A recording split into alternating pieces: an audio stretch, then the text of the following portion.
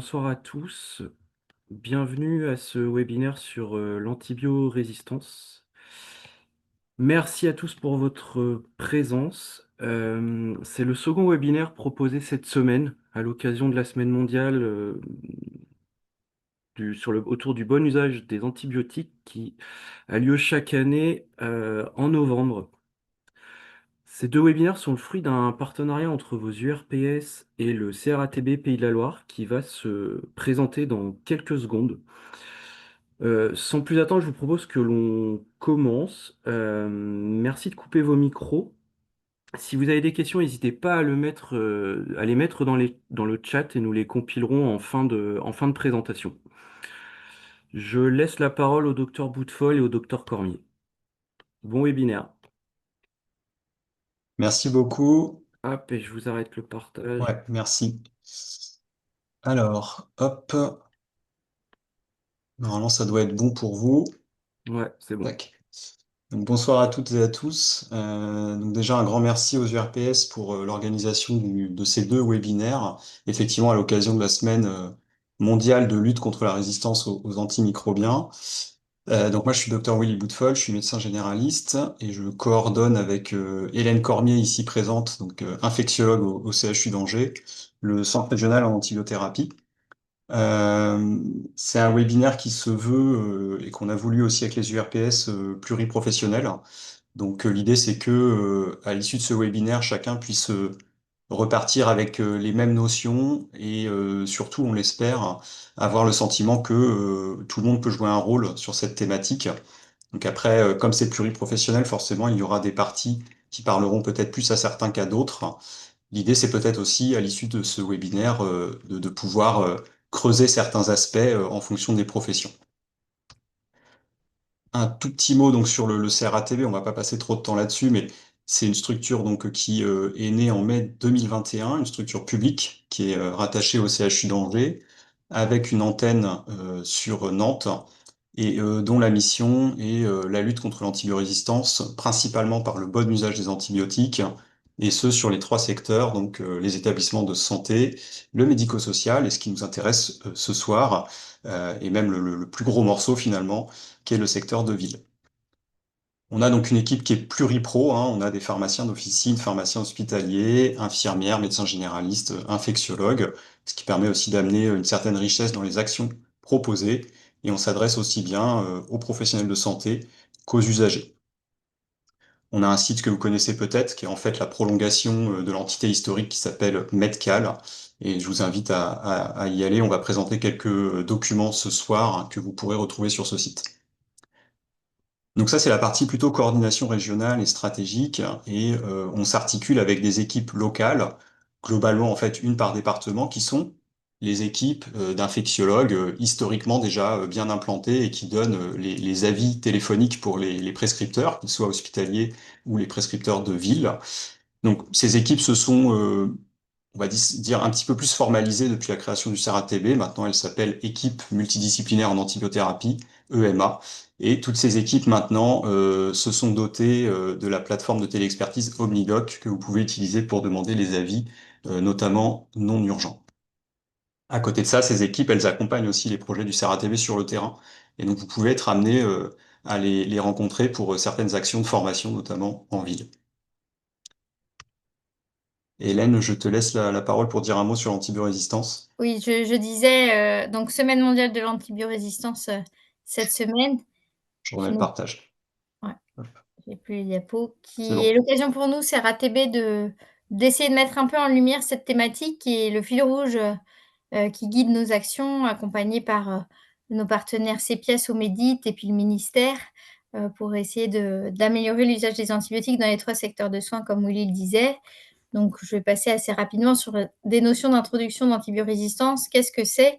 Il y a une bactérie résistante, c'est une bactérie qui est soit naturellement, mais surtout qui devient résistante à un ou plusieurs antibiotiques par des mécanismes d'acquisition qui se passent surtout en lien avec la pression de sélection. Hein. C'est très bien démontré que nos prescriptions et l'administration des antibiotiques à l'échelle collective, elle entraîne le développement de résistance des bactéries aux antibiotiques.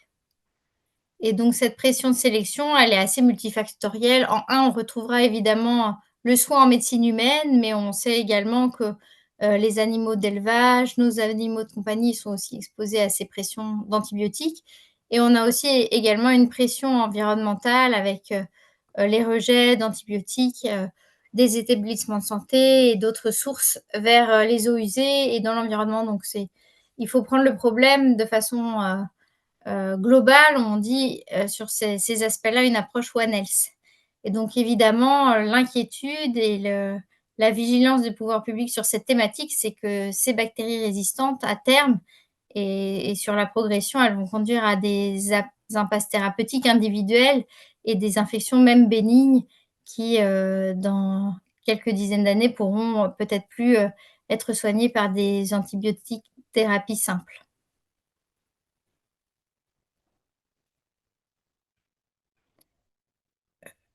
Dans ces mécanismes de résistance, en dehors de One Health, évidemment, il y a tout le secteur soins, hospitalier qui est aussi, dans les activités. La transmission croisée, au niveau de l'environnement, les pressions de sélection antibiotique, l'hôpital et les structures d'accueil, de personnes âgées dépendantes constituent un peu des points rouges, des hotspots de génération de l'antibiorésistance.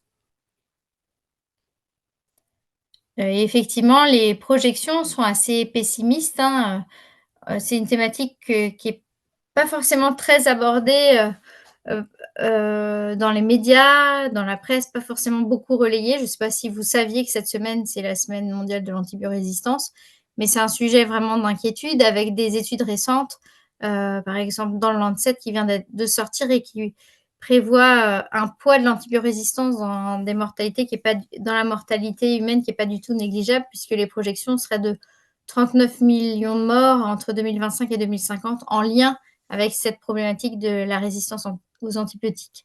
Vous pouvez voir aussi des communications un peu choc là de nos collègues du sud de la France avec cet enfant et ce slogan qui décrit que Elliot décidera d'une otite dans quelques années si on ne se préoccupe pas d'être vigilant sur cette thématique et d'essayer d'activer les leviers pour prévenir le développement de ces résistances. Quelques chiffres en France pour donner un panorama, hein, vous le savez, la France heu, était le 4e plus gros prescripteur d'antibiotiques en Europe. Là, sur les derniers, classements Santé publique France qui vient juste de paraître à l'occasion de la semaine mondiale de l'antibiorésistance, on est même le 2e plus gros prescripteur d'antibiotiques derrière la Grèce.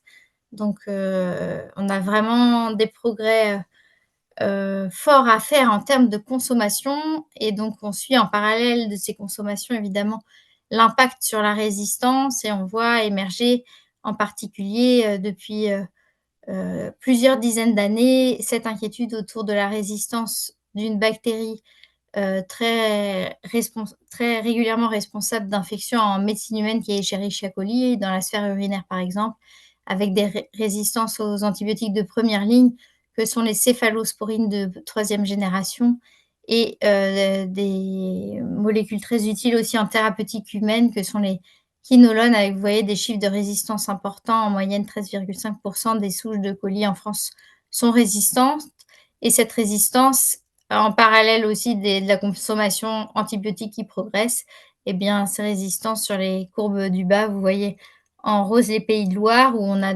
quand même globalement en région des chiffres un petit peu meilleurs qu'à l'échelle nationale, mais une progression de la prévalence de ces résistances. Et donc, effectivement, ça illustre le message que je vous ai passé tout à l'heure de notre classement. Ça, c'était les données européennes ECDC 2022 et puis, comme je vous disais, les données qui viennent de paraître en 2025 sur les classements récents, nous placent, derrière la Bulgarie et la Roumanie. Donc, en avant-dernier, encore beaucoup de travail sur la thématique, même si en région Pays de Loire, il faut quand même le souligner qu'on a des chiffres de prescription et de résistance qui sont quand même bien meilleurs que certaines régions. Et puis donc avec ce schéma où on montre que la prescription d'antibiotiques sur la dernière décennie est plutôt sur une dynamique un peu de diminution, mais vous voyez qu'après l'ère Covid, c'est remonté. Donc il y a toute une politique globale, collective de santé publique à mener autour, de la surprescription et de guider les bonnes prescriptions. Alors on a parlé voilà, beaucoup de la prescription, donc forcément le raccourci est assez vite fait de se dire que évidemment si on veut une bonne maîtrise de l'antibiorésistance, il faut une bonne maîtrise des prescriptions et que donc le levier majoritaire c'est finalement de s'adresser eh bien, à ceux qui prescrivent. Alors, dans un monde un peu simpliste, on a ce schéma-là, c'est-à-dire un patient qui consulte avec des symptômes, on fait un diagnostic d'infection, on suit les recommandations qui sont quand même assez bien fichues en France, et derrière on donne le bon traitement, le bon antibiotique, ou pas d'ailleurs. Donc ça, c'est effectivement faire un raccourci aujourd'hui dans la manière dont sont pris en charge les patients, et notamment sur le secteur ville, avec pas mal de problématiques propres à ce secteur, et un raccourci qui occulte tout un tas d'éléments qui vont venir en fait influencer la décision de prescrire, et si oui, de prescrire telle ou telle molécule. Et donc on va voir justement dans le reste de ce diapo quatre éléments parmi tant d'autres qui influencent fortement les prescriptions. Et on va voir qu'en fait, il y a certains de ces éléments qui sont du ressort de tout professionnel de santé et pas uniquement des professionnels prescripteurs. Alors, on voulait vous proposer pour démarrer un petit quiz justement pour rester sur la thématique angine, thématique qui paraît quand même ô combien banale. Et donc peut-être dans le chat vous proposer de répondre à ce quiz avec 6 propositions et peut-être de noter celle qui vous semble juste. Première proposition, la fièvre est spécifique d'une angine bactérienne. Numéro 2, on peut sans arrière-pensée utiliser le TROD pour rassurer un patient présentant une pharyngite qui présenterait en pharmacie ou chez le médecin. Est-ce que sur un tableau d'angine érythématopultacée avec un TDR négatif, on peut quand même instaurer une antibiothérapie en se disant que certes, c'est peut-être pas du streptocoque A, mais ça peut être un autre streptocoque? Est-ce qu'en cas d'angine bactérienne, il faut forcément une antibiothérapie pour guérir? Est-ce qu'en cas d'angine bactérienne, il faut rapidement mettre l'antibiothérapie pour éviter le risque, on va dire, historique de rhumatisme articulaire aigu? Et enfin, toujours dans le cas d'une angine bactérienne, eh bien, le fait de traiter par antibiotique diminue fortement le risque de complications locales, à savoir phlegmon ou abcès. Je veux bien que tu checkes éventuellement, Hélène, les réponses, parce que je voudrais pas tout quitter en regardant le chat, si tu y as accès. Oui. Oui, oui, Sinon, on je peut peut-être vérifie. répondre à l'oral pour ça, si vous êtes OK. Allez-y, si c'est pas la Oui, cacophonie, allez. on peut. Ouais. S'il y a des gens qui veulent se lancer. Dans le chat, j'ai 5 et 6. En cas d'angine, on met rapidement une antibio pour éviter le rhumatisme, et en cas d'angine, l'antibiothérapie diminue fortement le risque de phlegmo-abcès. Alors une autre réponse qui consolide, la proposition 5 et 6 et qui ajoute, qu'en cas d'angine bactérienne, on peut pas se passer des antibiotiques pour guérir. La 4, quoi. Ok. Ouais. Est-ce qu'il y a éventuellement des commentaires par rapport à Moi, ces je suis pas d'accord. réponses? Ok, Je suis bah, pas d'accord. c'est le moment de le dire. Euh, pour la 5, les risques de RA et de glomérulonéphrite, je crois, c'est Hmm. l'autre, sont quasi, ils sont pas inexistants, mais ils sont extrêmement faibles. Et l'antibiothérapie empêche pas. Enfin, il y a des pays, notamment les pays scandinaves, je crois, qui prescrivent même plus d'antibio sur les angines, justement parce qu'on a des sociétés qui ne voient quasiment plus ces complications. Hmm. Alors effectivement, ça illustre bien ce cas-là, finalement, pourquoi il y a des recos qui disent qu'il faut prescrire ou pas une antibiothérapie et quel est le rationnel qu'il y a derrière ces recommandations.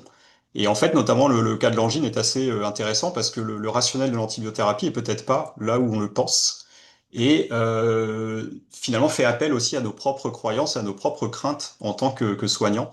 Et effectivement, dans cette situation, en fait, aucune proposition est juste. Pour la 1, bah, tout simplement parce que ça, donc, vous le savez, la fièvre n'est pas du tout spécifique d'une étiologie en particulier. Ça peut être aussi bien viral que bactérien. que faire des TROD en se disant que potentiellement, comme ça, on va rassurer le patient, bah, faut penser au risque de faux positifs avec les porteurs asymptomatiques de streptoa. Et donc, quelqu'un qui a une pharyngite peut très bien avoir un streptoa sans angine et va être dépisté positif par le TROD et justifier une antibiothérapie inutile. Donc, la clinique doit guider le TROD et pas l'inverse. Le TROD négatif, alors évidemment, le TROD ne détecte que le streptoa. Donc effectivement, il peut y avoir des angines à strepto non A, mais seul le streptoa entraîne d'éventuelles complications et a ce pouvoir de contagiosité qui justifie l'antibiothérapie. Et donc mettre une antibiothérapie en se disant qu'on va cibler une autre bactérie qu'un streptocoque A n'a pas d'intérêt. Et puis enfin, pour les trois dernières, effectivement, le rôle de l'antibiothérapie dans la guérison est loin d'être une évidence. On peut guérir d'une angine bactérienne, c'est même la règle en fait, hein, sans antibiotiques. Et puis la prévention des complications, qu'elles soient à distance comme le rhumatisme articulaire aigu ou local comme le phlegmon l'abcès, est tout à fait négligeable en fait. L'antibiothérapie n'est pas instaurée en priorité pour cette justification-là. Donc tout ça, comme je vous le disais, pour dire que la prescription d'un antibiotique, l'attente d'un antibiotique, elle découle de tout un tas de représentations qu'on a. Alors évidemment côté patient, et ça il y a encore énormément de boulot comme on va le voir, mais aussi côté soignant, puisque on n'est pas à l'abri, nous, d'avoir aussi des croyances et des représentations par rapport aux infections, les complications qu'elles peuvent avoir, et le rôle de l'antibiothérapie dans tout ça. Quelques chiffres que je voulais vous montrer pour illustrer les croyances tenaces hein, des patients. Alors là, c'est une enquête qu'on avait menée en lien avec une MSP de Mayenne à leur demande. Ils voulaient faire un petit sondage auprès de leurs usagers pour connaître un petit peu leurs connaissances et leurs croyances. Parmi les questions, il y avait celle-ci, hein, d'après vous, les antibiotiques sont efficaces sur plusieurs types de situations. Et vous voyez que dans la bronchite, pardon, ils étaient encore 40% à juger que c'était utile. 30% disaient que l'antibiothérapie permettait de guérir plus vite. Et un quart pensait que si la fièvre durait plus de 3 jours, il fallait une antibiothérapie. Autre question, hein, de manière générale, si on prescrit un antibiotique pour votre enfant, est-ce que ça vous rassure? Bon, est-ce que ça diminue les rechutes? Pas tellement. Par contre, cette idée là aussi, que ça favorise une guérison rapide et que ça évite les complications. Donc un côté un peu miraculeux hein, finalement de l'antibiotique qui traîne depuis des décennies, mais que on a du mal encore à faire changer. Dernière question dans cette enquête, si pour des symptômes donc de rhume hein, globalement, vous consultez votre médecin, c'est dans quel but? Eh bien, dans cette enquête, évidemment qui était déclarative, hein, donc à prendre aussi avec des pincettes, un tiers disait que c'était pour guérir plus vite, indépendamment en fait de l'attente d'un traitement. 50% pour éviter une aggravation. On retrouve un petit peu les mêmes items que sur la question de l'enfant juste avant. Et seulement 5% déclarent que s'ils consultent, c'est dans l'attente d'un antibiotique. Donc, encore une fois, c'est du déclaratif, mais il y a d'autres études un petit peu plus solides qui vont dans ce sens-là, de qu'est-ce que nous, en tant que soignants, on pense que le patient attend d'une consultation et qu'est-ce que le patient attend réellement. Et comme ces éléments-là sont pas toujours objectivés, sont pas toujours discutés explicitement, et ben, il y a des quiproquos, et notamment sur cette attente d'antibiotiques, où il est bien montré que les soignants surestiment l'attente d'un antibiotique par le patient. Et que le patient, souvent, il attend évidemment beaucoup de choses de la part du soignant, mais pas forcément un antibiotique dans ces situations. Ici, c'est une étude alors qui remonte un petit peu, c'est le début des années 2000, mais malgré tout, les conclusions sont toujours d'actualité.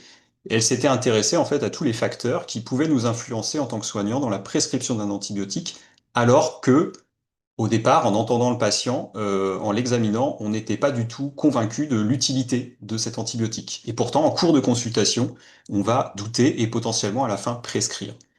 Donc il y a, sans surprise, beaucoup de facteurs hein, qui nous influencent sur une prescription qu'on jugeait pourtant inutile au départ.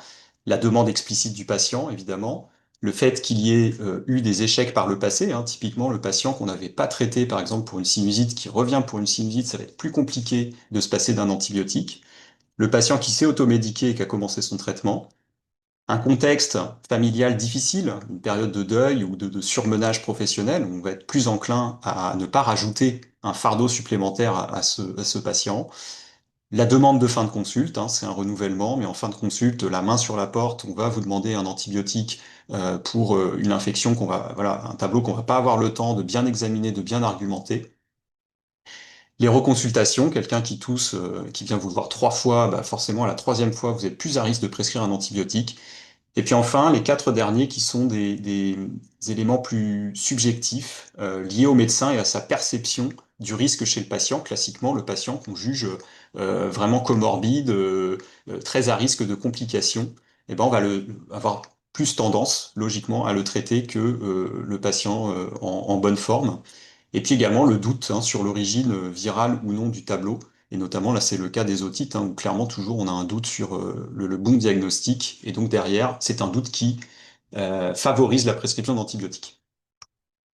Ce qui était intéressant dans cette étude, c'est qu'ils se sont pas arrêtés là. Ils ont aussi proposé des stratégies pour ne pas prescrire, qui paraissent plutôt simplistes et pourtant qui, bah, en fait, sont du bon sens et qui marchent. Notamment le fait de repérer assez tôt que ça va être un problème, le fait de ne pas prescrire, et donc de s'y préparer. De se dire assez vite que de toute façon on ne prescrira pas pour ensuite préparer aussi une négociation et préparer le patient à la décision finale qui sera la non-prescription. Le fait d'expliciter, puisque comme je vous l'ai dit, il y a souvent des quiproquos dans les attentes du patient et ce qu'en pense le soignant. Et donc le fait d'expliciter finalement, qu'est-ce que vous entendez par j'ai envie d'être remis très vite sur pied, j'ai besoin de dormir. Nous, on va interpréter certaines de ces phrases comme une attente d'antibiotique alors que ce n'est peut-être pas le cas. Et puis enfin, l'examen ritualisé qui est assez intéressant puisque à chaque étape, on va détailler les constantes, on va détailler le fruit de notre examen et ça va préparer le patient à la fin à avoir cette conclusion qui est pas d'antibiotique. Et quelque part, lui, de toute façon, aura été rassuré par les données de votre examen et acceptera plus facilement cette décision. Et ce que je trouve intéressant, c'est qu'en fait, évidemment, là, on parle plutôt côté médical, mais ça peut s'appliquer à tout. C'est-à-dire qu'avec les nouvelles compétences des pharmaciens, notamment sur la réalisation des TROD, on voit aussi arriver ce même type de quiproquo et des demandes parfois de patients de réalisation de TROD pour des situations qui n'en nécessitent pas. Et donc, on peut très bien appliquer les mêmes stratégies pour n'importe quel acte, hein, finalement, réalisation d'un TROD, de demande d'un patient un peu insistant pour un prélèvement, etc. Et donc, pour en revenir à notre histoire d'angine initialement et au vrai faux qu'on vous proposait, pourquoi aujourd'hui en France la stratégie c'est de traiter les angines? Pour la prévention des complications, donc type RAA, bah non, c'est pas la justification parce que, comme le disait notre collègue, c'est une complication qui aujourd'hui est rarissime et peut-être que l'antibiothérapie a joué sur le déclin de ces complications, mais en tout cas le rôle n'a pas été explosif. Les complications locales, alors oui, évidemment, l'antibiothérapie, elle prévient ces complications, mais d'une part, ce sont des complications tellement rares qu'il faudrait traiter 4000 patients par antibiotique pour éviter un seul de ces abcès. Donc ça fait quand même un paquet de traitements avec aussi des effets secondaires derrière nécessaires pour diminuer le risque. Et il y a aussi des abcès qui surviennent sous antibiotiques, hein, c'est même souvent comme ça aussi que ça se passe, des patients quand même sous antibiotiques qui vont déclarer un abcès. Donc c'est pas non plus la justification. Finalement, la justification, encore une fois, en France, c'est le retour rapide en collectivité. C'est on diminue la contagiosité, l'enfant peut retourner en collectivité, les parents peuvent retourner au travail. C'est aussi bête que ça. Et c'est aussi pour ça que d'autres pays, en effet, ont fait d'autres choix. Et vous prenez par exemple la Belgique, ils ne traitent les angines que sur des critères de terrain et pas du tout sur des critères de streptocoque A ou pas streptocoque A. Donc sur ce premier élément, donc nos croyances et les croyances des patients, c'est important de prendre un peu de recul sur ce côté parfois trop systématique de ces bactériens. Il faut forcément un antibio pour que ça guérisse. En fait, notre système immunitaire, dans beaucoup d'infections banales, même bactériennes, peut s'en sortir tout seul. Donc, il faut relativiser un peu cet intérêt et cette importance de l'antibiotique, tout comme relativiser l'importance de l'antibiothérapie pour éviter des complications dans les infections courantes. En fait, le rôle est probablement beaucoup plus modeste qu'on ne le pense. Et enfin, très important, je pense, ne pas surestimer l'attente d'antibiotiques des patients. Il y a souvent des quiproquos, des interprétations, et en cas de doute, il vaut mieux faire expliciter les choses pour éviter de prescrire en pensant que le patient attend ça, alors qu'en fait, il n'attendait pas du tout ça. 3 documents du CRATB pour aller un petit peu plus loin sur ce sujet, donc que vous retrouverez sur le site. À gauche, c'est justement le rôle de l'antibiothérapie dans la prévention des complications dans les infections ORL. Et puis à droite, c'est l'évolution de l'ordonnance de non-prescription que vous connaissez peut-être, qui indique en fait au patient son diagnostic, la durée attendue des symptômes et pourquoi finalement on ne lui a pas prescrit d'antibiotiques. On sait que le rôle éducatif est très important. En consultation, ils reçoivent beaucoup d'infos.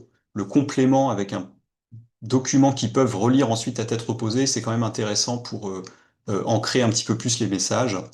Et à droite, en fait, vous avez une version équivalente, mais plutôt pour les pharmaciens. Alors, donc là, on a vu le côté croyance, crainte. Deuxième élément qui va influencer la prescription, on voulait s'arrêter un petit peu avec vous sur les prélèvements. Et je redonne la parole à Hélène. Merci Willy. Donc c'est essayer de continuer cette réflexion autour de tout ce qui peut participer dans notre environnement soignant à améliorer l'usage des antibiotiques et le bon usage diagnostique, c'est-à-dire utiliser les stratégies de prélèvement, de démarche diagnostique à bon escient, c'est aussi un élément très important. On va l'illustrer par quelques cas rapides sur lesquels je vous laisse réfléchir. Pour le premier, on va être avec Madame B, 23 ans, qui a réalisé un prélèvement vaginal dans le cadre d'un dépistage systématique chlamydia gonocoque. Vous savez, il y a des stratégies de dépistage validées, même chez des patients asymptomatiques sur chlamydia gonocoque, qui peuvent être des bactéries source d'infertilité chez la femme. Donc, c'est validé entre 15 et 25 ans en période de vie sexuelle et en cas de changement de partenaire. Donc, vous avez le médecin qui s'occupe de Madame B a réalisé la prescription de PCR chlamydia gonocoque sur ce prélèvement vaginal. Et puis, vous recevez ce résultat vous révélant qu'il n'y a pas de présence en PCR de chlamydia et gonocoque, mais l'identification d'un autre germe de la flore vaginale, Mycoplasma genitalium. Donc là, quelle serait votre attitude? Est-ce que vous choisissez de traiter plutôt par un macrolide, par une fluoroquinolone?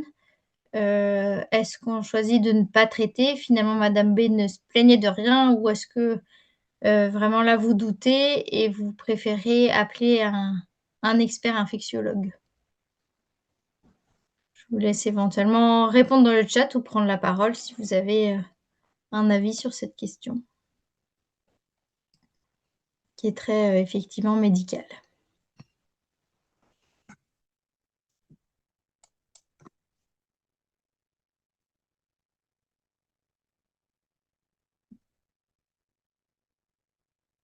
Donc on est d'accord, effectivement, on prescrivait une recherche spécifique chlamydia gonocoque et puis on a ce résultat finalement qu'on n'avait pas demandé au départ. Je vais avancer, je pense que Willy, c'est peut-être toi qui as la main. Donc Mycoplasma genitalium, c'est peut-être un agent que vous connaissez un peu moins, qui a une actualité qui émerge un petit peu en santé sexuelle. Donc c'est un germe qui est responsable effectivement dans une part assez quand même rare des cas d'urétrite qui sont liés donc d'inflammation au niveau de l'urètre chez femmes et hommes, qui sont non liés au gonocoque ni à chlamydia. Et également chez la femme, on peut voir des tableaux de cervicite, donc d'infection du col de l'utérus. Mais surtout, et c'est à noter et à connaître, ce mycoplasma, on a surtout du portage asymptomatique. Quand on dépiste systématiquement des populations à risque jeunes en période de vie sexuelle qui n'ont pas de symptômes, on va jusqu'à 40% de dépistage positif chez ces patients. Avec justement, il fait un peu l'actualité parce que quand on a des authentiques cas d'infection, on a des problématiques de résistance aux antibiotiques de première ligne qui émergent. Avec, vous voyez, 40% de résistance aux macrolides, 15% de résistance aux antibiotiques de deuxième ligne que sont les fluoroquinolones, et plus de 1 mycoplasme sur 10 dans les situations d'infection qui est résistant aux deux familles. Donc des stratégies un peu d'échec. Donc dans ce contexte où la mycoplasme peut être une bactérie commensale, c'est-à-dire intégrer la flore naturelle sans être pathogène ni responsable d'infection, dans ce raisonnement-là, c'est une bactérie qu'il faut donc pas traiter lorsque le patient est totalement asymptomatique. Donc là, on est sur ce cas de choses qu'on n'avait pas recherchées, qu'on retrouve positives et après on se questionne et quelle est l'attitude vis-à-vis d'une bactérie isolée quand c'est pas forcément une situation sur laquelle on est très à l'aise à gérer, on n'a pas forcément cette notion de commensalisme, ça va inciter le prescripteur éventuellement à traiter à tort. Donc c'est voilà, une réflexion sur vraiment pouvoir chercher vraiment ce qu'on a ciblé et pas obtenir des résultats qu'on n'avait pas attendus. Il y a une vraie vigilance et aussi une responsabilité, il faut dire, des laboratoires sur ces thématiques. Là, je vais passer assez vite. C'est vous rappeler les recommandations de traitement, mais encore une fois, ces recommandations de traitement, c'est lorsqu'on a un patient qui a une plainte, une urétrite, c'est des symptômes spécifiques, génitaux, de douleur, de brûlure mictionnelle. Enfin, c'est vraiment un tableau clinique très évocateur et on va chercher le mycoplasme que si la recherche de chlamydia et gonocoque est négative et qu'on veut essayer de voir s'il n'y a pas cet agent qui est responsable de façon plus rare d'infections sexuellement transmissibles. Autre illustration de l'importance du bon usage diagnostique et de l'interprétation qui est parfois délicate des prélèvements, le cas un petit peu épineux des coprocultures, avec le cas de Madame C qui a 72 ans, qui présente des douleurs abdominales chroniques et fluctuantes, avec un tableau un petit peu atypique de selle molle, mais pas toujours franchement diarrhéique. Elle a pour antécédent un diabète, une hypertension. Sinon, sur le plan de l'état général, elle reste vraiment rassurante, avec un bon appétit. Elle n'a pas perdu de poids. Vous ne savez pas trop comment l'aider. Elle est quand même un peu gênée par les symptômes. Donc, pour essayer d'avancer, de trouver une solution thérapeutique, une coproculture est prescrite, qui va isoler, vous voyez, par une recherche en biologie moléculaire, on est toujours sur la PCR actuellement, un agent infectieux qu'on appelle Blastocystis hominis. Quelle est votre stratégie dans ce cas? Est-ce que vous traitez par antibiotique avec du métronidazole? Est-ce que vous choisissez de temporiser, de ne rien faire ou est-ce que vous prenez un avis?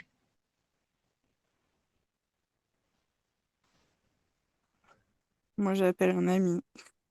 Vous Je appelez connais un pas, ami. je connais pas le germe, donc OK.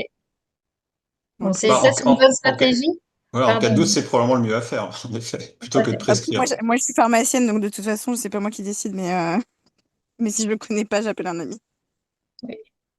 On parlait des EMA, équipes municipales d'antibiothérapie, qui sont dans chaque département des Pays de Loire. Et on est là aussi pour ça, pour appuyer les doutes et aussi vous accompagner dans les stratégies et souvent aussi dans le choix de l'abstention thérapeutique quand c'est nécessaire. Donc effectivement, blastocystis, bah, c'est pas simple, hein, c'est pas une réponse tranchée, noir-blanc, faut traiter, pas traiter. On manque encore sans doute de conclusions, de littérature scientifique très claire sur le sujet. On avait fait un petit travail parce que c'est vrai que la coproculture, c'est un test diagnostique qui est quand même beaucoup utilisé au quotidien, hein. Qui ne voit pas des patients avec des troubles digestifs un peu chroniques. Il y a une pathologie très courante qui est la colopathie fonctionnelle, qui peut conduire à la réalisation d'examens de selles pour qu'on essaye justement d'apporter des réponses thérapeutiques aux plaintes des patients, qui génèrent donc, vous voyez, plus de 45 000 coprocultures en 2023.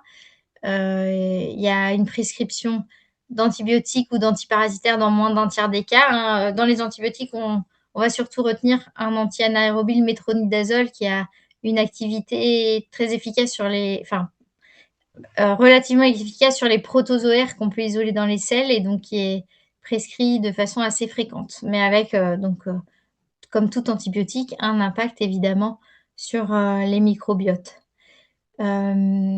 Et puis ce qu'on voit aussi récemment, c'est l'implantation des nouvelles techniques de biologie moléculaire dans l'analyse des selles.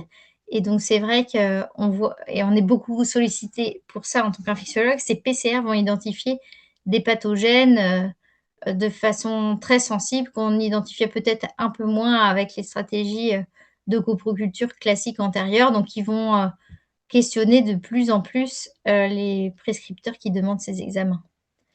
Et effectivement, la littérature, enfin, il y a eu pas mal de travaux sur le sujet de la pathogénicité du blastocystis hominis, et c'est très peu tranché. On a une très grosse commensalité, un portage dans la population générale qui peut aller jusqu'à 30% sans aucun symptôme. Donc, ce sont des arguments forts pour se dire il y a pas forcément de pathogénicité. Peut-être certains sous-groupes ou sous-types de blastocystis qui pourraient donner une inflammation du tube digestif. C'est pas encore très tranché. En tout cas, il faut pas à réception de résultats, se jeter dessus et démarrer les antibiotiques.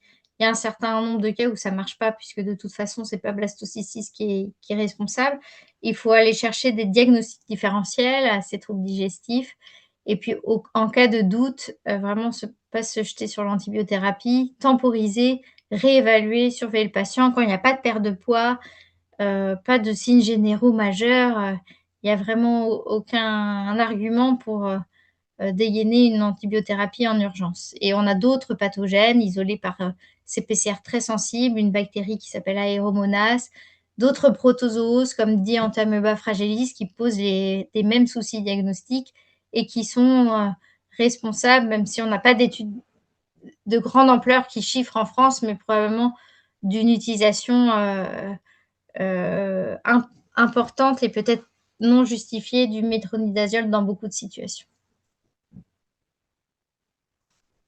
Et enfin, pour terminer l'illustration des démarches diagnostiques, on terminera par un cas infection peau et tissu mou avec ce patient plus âgé, 84 ans. Vous connaissez bien ces profils de patients qui ont des ulcères sur insuffisant veineux. C'est une situation fréquente en clinique, deux membres inférieurs. Il est par ailleurs diabétique.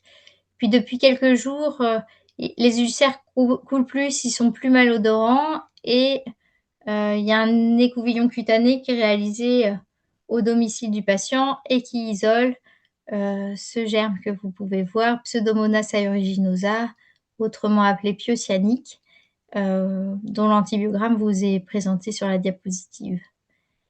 Est-ce que vous traitez de façon systémique avec une ciprofloxacine péros dans une suspicion d'infection cutanée? Est-ce que vous prenez plutôt une stratégie d'antibiothérapie topique par la mupirocine? Est-ce que vous ne traitez pas? Ou est-ce que vous demandez à nouveau à un ami type infectiologue, par exemple?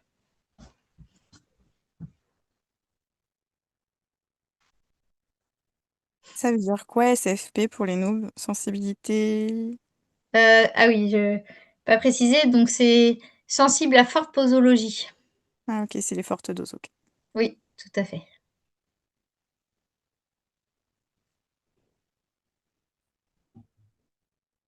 Vous hésitez?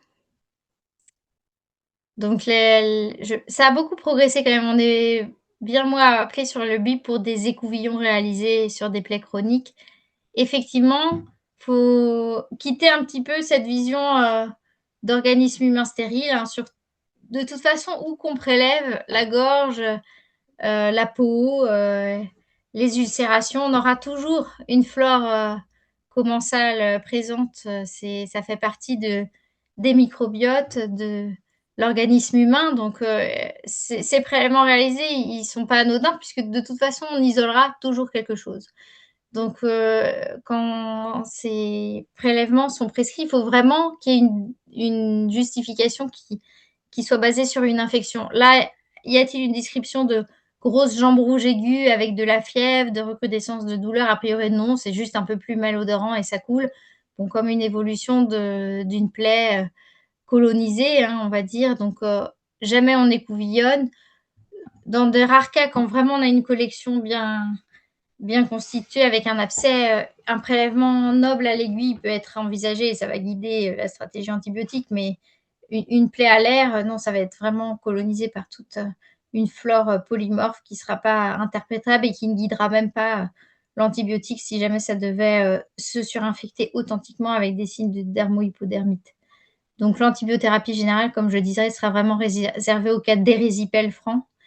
Et puis pour toutes les autres situations où on sent que ça se dégrade un peu, mais pour l'instant on n'a aucun élément d'inquiétude périlésionnelle, eh bien on surveille, on rapproche les soins. Éventuellement, le cas échéant, on demande aux experts qui nous accompagnent dans les stratégies de plaie chronique, mais la solution n'est pas du tout de dégainer les antibiotiques, ça n'améliorera en rien la situation locale. Et puis les antibiotiques locaux, pardon, j'ai pas parlé, mais ils n'ont pas leur place non plus. C'est vrai que c'est pas anodin, hein, ces antibiotiques locaux. On a une claire démonstration, par exemple, de l'implication de l'émergence des SARM en cas d'utilisation d'acide fusidique, enfin en crème, la fusidine. C'est bien démontré. C'est un exemple aussi que ces antibiotiques en crème qui peuvent paraître anodins ont aussi un impact sur la résistance aux antibiotiques. On a actuellement aussi à Angers un cas récent de furunculose avec un staphylocoque résistant à la mupirocine. Donc, c'est vraiment des stratégies de traitement qui sont à réserver pour des cas très précis. En tête, j'ai éventuellement l'impétigo, mais ça ne doit pas être utilisé pour d'autres indications. On a des outils et des capsules que, si vous êtes intéressé par les thématiques, peuvent être relayées et visionnées avec nos collègues de dermatologie du CHU d'Angers, l'équipe spécialiste des plaies chroniques, qui avait fait des vidéos enregistrées. Vous retrouverez sur le site du CRATB sur les diagnostics différentiels qui ne sont pas toujours simples entre la dermite de stase liée à l'insuffisance veineuse et aux difficultés du drainage lymphatique par rapport à l'érysipèle, puisqu'on a parfois des grosses jambes rouges et il est difficile de distinguer infection et dermite de stase. Et puis, une vidéo aussi sur la prise en charge globale des plaies chroniques avec les grands groupes de pansements à proposer en fonction des types de plaies, qui est proposé par le docteur Nina Sig du CHU d'Angers. Et puis, une petite actualité avec un webinaire plaie chronique qui vous sera proposé l'année prochaine, le 24 mars 2026, si vous êtes intéressé par ce sujet, avec l'équipe d'experts du CHU de Nantes qui interviendra en binôme médecin-infirmier. Donc voilà, c'est 3 petits cas pour vous illustrer que les prélèvements, c'est pas toujours anodin. On prélèvera de toute façon, on trouvera quelque chose. Donc qu'est-ce qu'on en attend? Est-ce que toujours avoir cette vision de colonisation évidemment possible qui est un concept qui est tout à fait majeur pour se dire qu'une antibiothérapie, ça se prescrit dans une situation d'infection et pas de colonisation. Donc toujours se poser la question de l'indication du prélèvement à ganglion réalisé, parce que quand il revient positif, on est très tenté de traiter.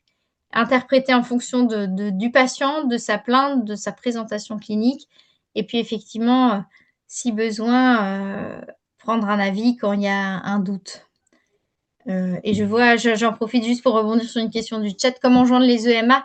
Sur notre site internet, vous trouverez la cartographie des EMA dans l'espace EMA antibioréférent avec les lignes pour nous joindre, les expertises Omnidoc et les lignes téléphoniques en cas d'urgence, donc en fonction des territoires où vous exercez. Et puis, vous l'avez également, peut-être certains d'entre vous utilisent AntibioClick et la carte régionale Pays de Loire, elle figure aussi sur l'outil quand vous vous connectez en tant que professionnel santé résident exerçant en Pays de Loire.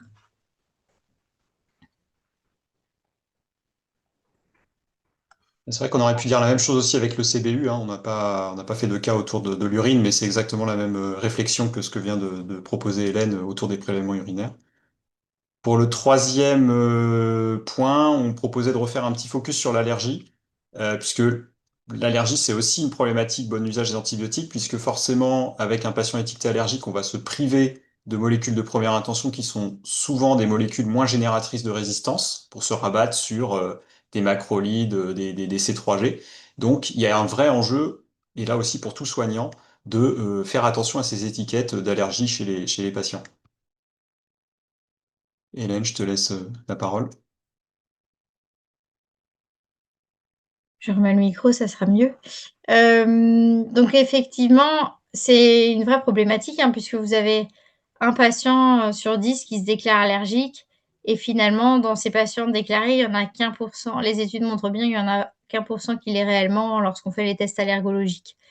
Donc c'est un vrai sujet, puisque être étiqueté allergique à tort, et c'est bien démontré aussi par la littérature scientifique, expose à utiliser des antibiothérapies moins efficaces. Donc c'est vrai que quand on a des infections sévères chez un allergique, qui n'a pas été, exploré, bah, ça nous pose vraiment des soucis, de prise en charge à l'hôpital, c'est très clair.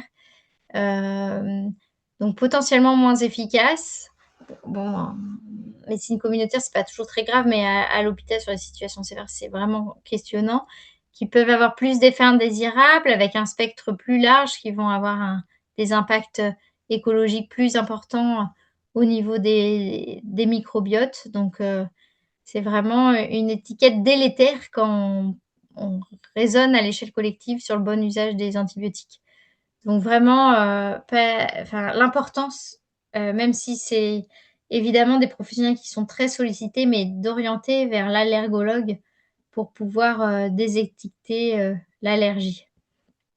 Après, avant l'expertise, nous aussi, on a des petits moyens, de désétiqueter, aborder la question avec le patient, préciser un petit peu, qu'est-ce qui s'est passé lorsqu'il a décrit une situation d'allergie? Puisqu'effectivement, déjà, dans un grand nombre de cas, on va voir rapidement à l'interrogatoire que ce n'est pas une allergie. Il va nous décrire des champignons, des troubles digestifs ou diarrhées qui sont une conséquence, des déséquilibres de la flore intestinale, mais absolument pas une allergie. Quand c'est pas sévère, on est vraiment tout à fait rassuré, c'est pas une allergie.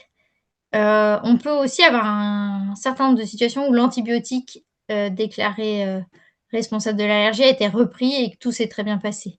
Donc, c'est là où, nos collègues pharmaciens d'officine peuvent être, heu vraiment aidants dans cette démarche pour savoir, s'il y a eu des ordonnances de prescription récentes, qui sans histoire clinique, de complications ou parfois aussi, le médecin généraliste dans son logiciel patient. Et puis, vraiment sensibiliser le patient, hein, dans soignant, on est tous un petit peu, on peut tous être porteurs de ces messages que si l'histoire est floue et bien, il faut vraiment la l'élucider avec, un professionnel, ou un allergologue si l'histoire est peut-être, perçue un petit peu comme ayant été sévère. Il y a, éventuellement des pistes de réintroduction, orale au cabinet, des stratégies qui peuvent se déployer. Willy, je te laisse préciser un petit peu, ce point que tu connais mieux que moi. Là, c'est effectivement, alors il n'y a pas encore de recommandations claires sur le sujet et le collège d'allergologie est en train de se prononcer, mais des études montrent que notamment chez l'enfant, les tests de réintroduction au cabinet sont extrêmement fiables, même par le médecin généraliste sans aucune complication. Et plus récemment, des allergologues, notamment nantais, ont fait une étude auprès de patients qui ont été réintroduits en consultation d'allergologie directement, avec un tri sur le terrain. Et sur 600 patients réintroduits, pardon, où ils ont fait le test de réintroduction, il n'y a eu aucun effet secondaire. Donc, ce qui pourrait aussi ouvrir la porte à des tests de réintroduction en ville directement, sous réserve évidemment d'une bonne sélection des patients avant, avec des critères très précis pour sélectionner ceux qui, en fait, ont un risque ultra faible d'une vraie histoire allergique. Donc, il y a une étude qui va démarrer, on l'espère bientôt, en Pays de la Loire, justement, sur ce sujet-là, et peut-être derrière un protocole régional, voire plus, pour pouvoir s'emparer du sujet quand on voit les difficultés aussi d'accès à l'allergologue.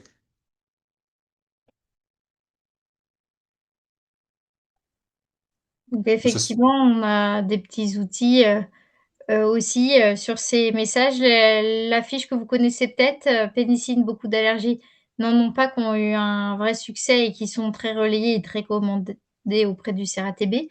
Et puis, une lettre d'actualité un petit peu plus détaillée qui va, si le sujet vous intéresse, sur désétiqueter l'allergie aux bêta-lactamines, qui va un peu plus loin, sur le sujet. Et puis, une lettre, un petit flyer d'infos que vous retrouverez aussi dans la partie, patient du site, medcal.fr du CRATB. Donc effectivement, les messages, c'est que c'est une étiquette qui est largement surestimée, hein. Vous vous rappelez, un patient sur 10 qui se déclare allergique et il y en a qu'1 % d'allergiques. Pas très important de désétiqueter, et ça, c'est pas que la mission du médecin, hein. Tout soignant peut accompagner, la démarche. Comme Willy le citait, on accompagnera, on espère, un protocole régional en ville pour que, essayer que des étiquettes soient retirées dès la pratique en médecine générale. Et puis on va aussi vous proposer, partenariat avec, les URPS, un webinaire, ciblé sur l'allergie. L'année prochaine, on diffusera l'info, plus précise, ça sera au printemps. Merci Hélène. Et donc, dernier élément qui influence la prescription, on a voulu faire un petit focus sur l'aspect prévention, qui est encore quand même le meilleur moyen de ne pas utiliser un antibiotique, hein, c'est de ne pas tomber malade. Et c'est peut-être l'élément le plus universel en tant que soignant, où chacun peut vraiment jouer un rôle en sensibilisant, en éduquant les usagers. Alors là, on a plutôt mis quelques outils. C'est un sujet qui est quand même très très vaste, mais vous retrouverez sur le site différents outils. À gauche, les ordonnances pour infection virale qu'on a déjà abordées en début de topo, donc pour essayer de faire comprendre aux patients son diagnostic, pourquoi un antibiotique n'est pas nécessaire, et surtout très important, combien de temps vont durer ces symptômes pour éviter des reconsultations inutiles. Donc une version médecin, une version pharmacien. On avait fait un partenariat avec le youtubeur Widoc pour une vidéo autour de la toux, et notamment ces toux qui vont traîner longtemps et qui vont entraîner des craintes, des reconsultations et parfois des prescriptions. C'est une vidéo qui est sous-titrée, donc qui pourrait être affichée dans les officines s'il y a des écrans ou les salles d'attente si des écrans sont présents. À droite, une affiche pour sensibiliser dans les salles d'attente ou les lieux de soins sur la durée de la toux, encore une fois, donc autre format pour le même sujet. Ces outils sont commandables hein, sur le site de Medcal. Il y a un onglet outils où on peut passer une commande directement et on va dire dans la limite des stocks, on s'engage à imprimer et livrer ces outils en région Pays de la Loire. Toujours avec White je vous encourage vivement à aller voir les vidéos qu'il a pu faire sur la fièvre, qui sont vraiment très bien. Entre idées reçues et fièvre de l'enfant, qui sont quand même des éléments hyper importants par rapport aux croyances qu'on a pu évoquer aussi en début de topo. Et sur Antibiocrique, il faut savoir que ça se diversifie un petit peu. Il y a toujours évidemment cet arbre décisionnel pour trouver la bonne antibiothérapie pour la bonne infection. Mais il y a de plus en plus d'outils qui s'ajoutent sur le site. Et donc, faut pas hésiter à aller consulter cette partie-là, outils, et notamment, entre autres, hein, il y en a beaucoup d'autres, mais un outil aussi de fiches sur la fièvre de l'enfant. Comme Hélène le disait, maintenant il y a une sectorisation hein, des connexions et donc on a un partenariat avec Antibiocrique qui relaie en fait aussi certaines actualités du CRATB et donc un accès pour les professionnels exerçant au Pays de la Loire à certains contenus sur Antibiocrique propres aux créations du CRATB Pays de la Loire. Toujours sur Antibiocrique, cette fiche autour du microbiote intestinal dont on a pas mal parlé quand même au cours de ce topo. Donc si vous voulez en savoir un petit peu plus et peut-être aussi apporter des éléments de discussion avec les patients, c'est quand même un argument auquel ils sont assez sensibles en cette période quand même de One Health, comme évoquait Hélène en introduction. Ce côté préservation du microbiote est un bon argument pour discuter des antibiotiques. À droite, des outils usagés qui donc sont sous un format incollable, assez ludique, hein, donc avec des questions vraiment comme dans le jeu initial, qui permettent aussi soit de faire patienter en salle d'attente ou à l'officine, soit d'engager peut-être une discussion soit pourquoi pas à ramener chez soi le soir pour passer un bon moment et gagner un peu en compétences. Donc il y a deux versions, une junior, une adulte. Et là aussi, on peut en commander sur... alors, c'est pas sur le site directement, c'est en passant par nous pour pouvoir en avoir des exemplaires. Et enfin, ça c'est une des dernières productions réalisées par les collègues de l'antenne nantaise du CRATB en partenariat aussi avec une CPTS. C'était la demande de cette CPTS de refaire un peu le point sur le calendrier vaccinal. Alors évidemment, il existe déjà beaucoup de supports, mais ils avaient des attentes assez précises pour ajouter des choses par rapport à l'existant. Et donc voilà, un outil tout neuf sur la vaccination qui pourrait aussi, si vous le souhaitez, vous être proposé. Et donc, je voudrais juste finir sur ces histoires de partenariat, parce que donc là, dans beaucoup des outils qu'on vous a présentés sont en fait issus de collaborations avec des MSP ou des CPTS qui avaient des projets précis et qu'on a pu accompagner pour créer des documents. On propose en fait un programme donc, qui s'appelle Fantasio, qui est à destination plutôt des structures d'exercice coordonné, parce que comme le webinaire finalement de ce soir, l'idée c'est d'avoir une approche assez pluripro de cette thématique du bon usage des antibiotiques, pour que toute l'équipe ait envie d'aller dans le même sens et fonctionne en synergie dans ce but commun. Donc en deux mots, Fantasio, c'est des formations qu'on vient faire sur site, avec deux à trois formations sur l'espace un an et demi dans cette approche pluripro et ensuite éventuellement sur les formations à venir, on peut aussi cibler des thématiques, peut-être aller un peu plus dans le détail sur certains thèmes. On vous propose un catalogue d'outils comme certains qu'on a pu vous montrer ce soir, notamment donc des outils à destination des patients. On travaille éventuellement des outils s'il y a des choses que vous voudriez pour votre territoire. Et puis on a aussi un appui sur le côté un peu plus administratif s'il y a besoin pour valoriser dans les ACI, s'il y a besoin pour la rédaction de protocoles, s'il y a besoin d'indicateurs, comme Hélène vous présentait en préambule. On peut avoir certains des indicateurs de consommation d'antibiotiques à des échelles type CPTS ou communauté de communes. Donc ça aussi, on peut vous en fournir et surtout vous aider peut-être dans l'analyse. Donc n'hésitez pas, c'est un programme qu'on propose sur l'ensemble de la région avec donc une quinzaine là, d'établissements qui ont commencé à travailler avec nous sur le sujet. On a des référents par département, donc vous pourrez retrouver sur la diapositive les professionnels à contacter si jamais c'est quelque chose qui vous intéresse pour votre structure. Après, évidemment, on n'est pas non plus fermé, hein. On accompagne aussi, par exemple, un groupe de médecins généralistes qui voudraient faire de la formation. Enfin, ça se veut pluripro, mais on est ouvert après à toute proposition selon vos souhaits, à partir du moment où vous êtes motivé. Donc, en conclusion, j'espère qu'on vous aura convaincu que la prescription, c'est une chose, mais dans le bon usage des antibiotiques, en fait, il y a beaucoup d'autres choses qui gravitent autour, et que ce soit l'impact d'un bon prélèvement, le rationnel d'une bonne prescription en fonction des craintes et des croyances, la bonne communication qu'on n'a pas abordée, hein, mais entre soignants qui influence aussi largement les prises de décision, le problème de l'allergie, le problème de la sensibilisation et de l'éducation des patients qui, en fait, et sur vraiment un large panel de tout ce qui touche à l'infectiologie, et ben en fait, voilà, le bon usage des antibiotiques et la lutte contre l'antibiorésistance, ça concerne tout le monde, usagers compris, et que la prescription n'est pas aussi simple que le fait d'avoir une infection et d'y apporter une réponse par un antibiotique. Entre deux, en fait, il y a beaucoup d'écueils qui peuvent se poser, mais que tous ensemble, c'est des écueils auxquels on peut répondre, même si on n'est pas prescripteur. Merci pour votre attention, et puis on va pouvoir éventuellement prendre les questions dans le chat auxquelles on n'aurait pas déjà répondu. Alors, effectivement, il y a quelques petites questions. Il y a quelqu'un qui demande un avis sur les prescriptions suivantes. Phosphomycine, un sachet par semaine pendant plusieurs mois. Célexide, un comprimé tous les 2 jours pendant des mois. Et un sachet de phosphosidouleur ou gène prescrit par un néphrologue. Doxycycline pour l'acné pendant plusieurs mois. Azithromycine 3 fois par semaine durant la période hivernale. Merci pour votre retour. Voilà, on est sur des situations précises, donc peut-être qu'on manque aussi un peu d'éléments.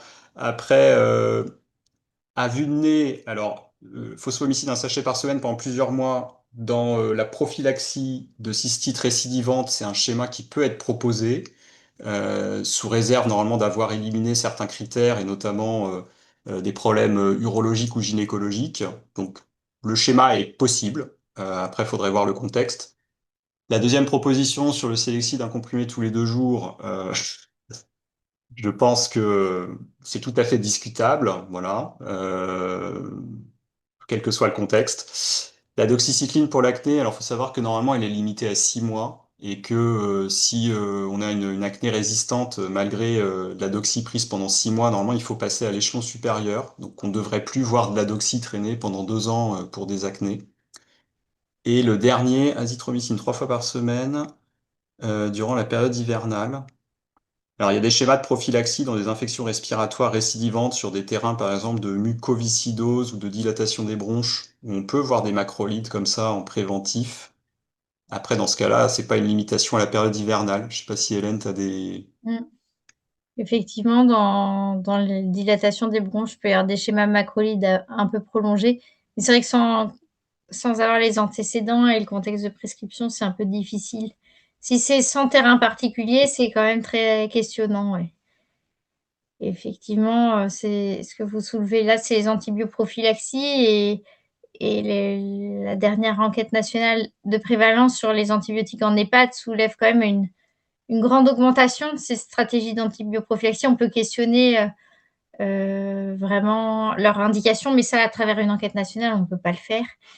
C'est vrai que ces stratégies d'antibiotiques au long cours sur les urines, elles peuvent être validées, mais quand on a vraiment des infections urinaires très, très récidivantes dans l'année, donc il y a des critères objectifs précis qui sont définis pour pouvoir le proposer. Ce qui est important, c'est que ça se réévalue, hein. Si ça marche, tant mieux pour les patients éligibles, mais quand ça ne marche pas, eh ben, on n'expose pas un antibiotique qui ne sert à rien. Donc c'est vrai que et puis il y a aussi tout un, comme disait Willy, un bilan à mener préalable pour voir si on a des stratégies de prévention efficaces pour éviter juste d'être dans le curatif et de mettre des antibiotiques sur, en particulier les femmes âgées qui ont des problèmes de cystite récurrentes qui peuvent être quand même parfois très invalidantes et altérer beaucoup la qualité de vie. Je peux prendre Ouais, la parole? ouais, allez-y, allez-y. Oui, c'était donc effectivement, il y a des cas où c'est plutôt en prévention, sauf que nous, on est quand même confronté à l'indication précise de ces antibiotiques, donc on est sur du hors AMM très souvent. Là, le cas de Selexid, c'est pour un homme.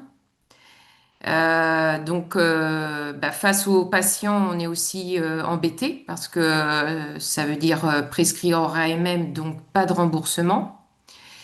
Voilà, c'est aussi tout ça sur lequel on est confronté. Et moi, ma question, c'est aussi justement quel est le devenir si on se met à prescrire ces antibiotiques au long cours au niveau de la résistance, puisqu'on en est là, c'est le sujet. Donc, je ne suis pas spécialiste, ni infectiologue, ni je suis pharmacien, mais ça me pose quand même question. La doxycycline, comme vous l'évoquiez tout à l'heure, c'est malheureusement, ils ne suivent pas les recommandations moi, j'étais restée même sur 3 mois de prescription. Voilà, et puis bah, c'est vrai que parfois ça marche, donc en général, ben, les médecins continuent à prescrire, quoi. Mais qu'en est-il après des risques de résistance de tous ces antibiotiques? Parce que là, ça fait quand même déjà 4 molécules. Mm. Oui, tout à fait. C'est tout à fait l'enjeu de toute façon, exposition, euh, toute exposition, quelle que soit la famille d'antibiotiques, va exposer à l'émergence de risques de résistance. Donc, comme on vous l'exposait, excusez-moi, chaque prescription doit être vraiment pesée, mesurée, justifiée. Donc, une des solutions, ça peut être, si vous avez des bons liens avec le prescripteur de votre réseau, de suggérer, d'adresser, je pense au Selexid d'un comprimé tous les 2 jours là, pour le patient, éventuellement prendre un avis infectio pour essayer de voir s'il y a d'autres pistes alternative ou si à cette prescription d'antibioprophylaxie avec tous les guillemets qu'on peut y mettre. Et Et après, sur la problématique de l'AMM, c'est vrai que malheureusement, il y a quand même beaucoup d'antibiotiques qui sont utilisés, notamment par les spécialistes infectiologues, pour de bonnes indications, sauf que malheureusement, l'AMM n'a pas été prévue pour ça, et c'est un problème, effectivement, du coup, après, de remboursement. Et pour prendre, par exemple, la phosphomycine ou le Selexide, c'est déjà utilisé par certains spécialistes dans les infections urinaires de l'homme, alors que oui, ce tout n'est à pas fait. recommandé. Ouais. Mais toujours est-il que ça marche, et donc c'est pas une erreur de le faire à partir du moment où on est un peu alerte sur le sujet. Malheureusement, en effet, la MM, du coup, bah, ça pose problème. Non, mais je suis tout à fait d'accord, hein. Bien sûr, j'ai vu récemment chez l'homme, lui, la proposition de phospho à J0, J3, J5, je crois. Mais voilà, nous, on est tenu à respecter l'indication. Et puis, vous évoquez les échanges avec des spécialistes. On est loin d'être... on veut surtout pas, on refuse pas du tout cet échange, bien au contraire. Et malheureusement, en revanche, on n'a pas souvent la possibilité de contacter ou d'avoir directement le spécialiste. Et c'est bien dommage parce que bah, nous, on se retrouve face aux patients et voilà, et puis on a le remboursement aussi derrière. Enfin, voilà, c'est toujours très compliqué pour nous. Donc, ce serait bien que, oui, ces choses qui se pratiquent parce que c'est efficace, j'entends bien, mais bah, et qu'il y ait des choses de faites pour qu'on aille plus vite, peut-être pour la MM, etc. Qu'on se retrouve pas coincé, nous, dans cette problématique. Je crois que malheureusement, à notre échelle, effectivement, on n'a pas beaucoup de leviers vu les procédures pour l'AMM. Et non, j'entends tout à fait. Et je ne pense pas qu'il y ait de solution, malheureusement, en attendant une évolution des recommandations. Ça va être le cas, par exemple, pour les infections urinaires masculines, où il va y avoir une validation de ces molécules chez l'homme. Après, voilà, derrière, les recommandations vont peut-être faire évoluer l'AMM, etc. Mais on imagine que ça va être dans des délais très longs. Si je peux me permettre, par rapport au rôle des pharmaciens sur les antibiotiques, c'est vrai que des fois, on se retrouve dans des situations hyper compliquées. Enfin, là, je pense au Selexide tous les 2 jours. Si on n'arrive pas à joindre le spécialiste, c'est vraiment pas cool. Euh, D'un autre côté, comme c'est souvent des schémas de prophylaxie, il n'y a pas d'urgence à délivrer. Et donc, on peut prendre le temps de se dire, bah, je vais pas vous le délivrer tout de suite. Je vais essayer de joindre le spécialiste et éventuellement, en parallèle, essayer de voir si le médecin généraliste a des infos. Et encore en parallèle, appeler le CRATB pour leur demander un avis. Il n'y a pas toujours de caractère d'urgence à la délivrance d'antibio. Et quand les ordos, elles sont vraiment pétées, on a un devoir de refus de délivrance aussi dans l'intérêt du patient. C'est pas toujours facile, mais on peut apprendre à le faire.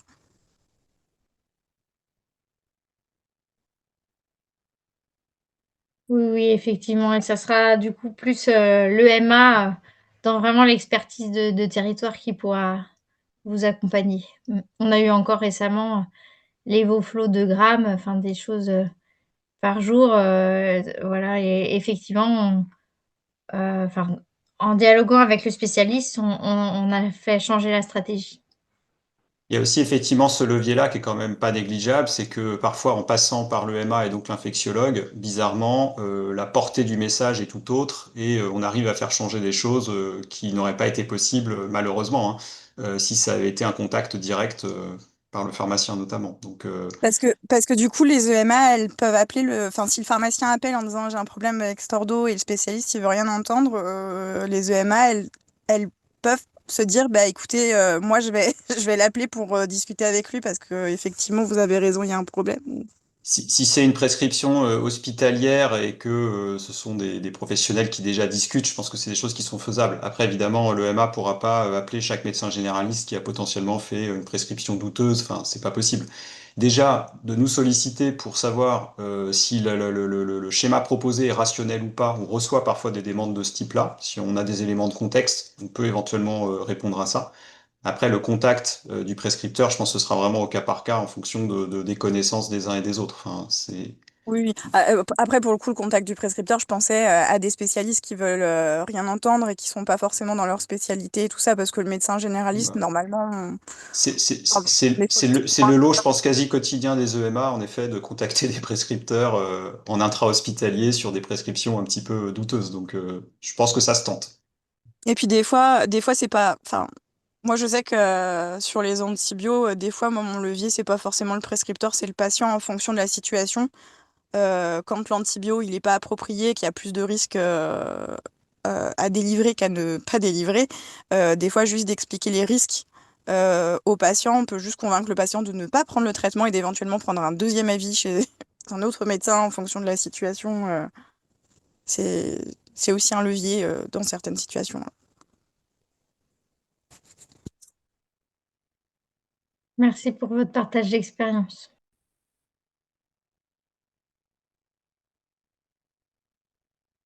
Il n'y avait pas d'autres questions dans le chat, juste des remarques. Ce serait très intéressant d'avoir ces tests de réintroduction pour certains de nos patients présentant une infection marquée en dentaire et se disant allergiques. C'est top d'avoir une version pharma de l'ordonnance de non-prescription. Il y a des demandes sur où trouver les documents. Donc, vous avez répondu que c'était sur le site internet du CRATB et que les documents seront envoyés aux URPS pour qu'on puisse les repasser à nos professionnels. Ouais, on vous donnera un peu de documentation éventuellement supplémentaire pour creuser le sujet si ça vous intéresse. On va faire N'hésitez une pas, petite ouais. sélection. Et pour l'aide à la prescription, il y a Antibioclick et Dantibiotique. Voilà les dernières remarques du chat. De toute façon, on va mettre un replay du webinaire. Donc, on le rediffusera sur nos réseaux et puis sur nos sites internet. Il sera accompagné des ressources et puis de toutes les informations dont vous pourriez avoir besoin. Et si jamais il y a des documents qu'on n'a pas mis ou si vous avez besoin de documents complémentaires, vous pouvez soit vous adresser aux URPS, soit directement au CRATB. Ouais, n'hésitez pas. S'il y a des questions sur un point qui n'était pas clair, sur un outil, sur une intervention supplémentaire, sur un sujet précis, que ce soit en distanciel, en présentiel, enfin voilà, vous n'hésitez pas et puis on peut en discuter. Merci beaucoup en tout cas. Merci Merci beaucoup. à vous Merci. deux. Bonne soirée. Au Merci, revoir. bonne soirée à vous aussi.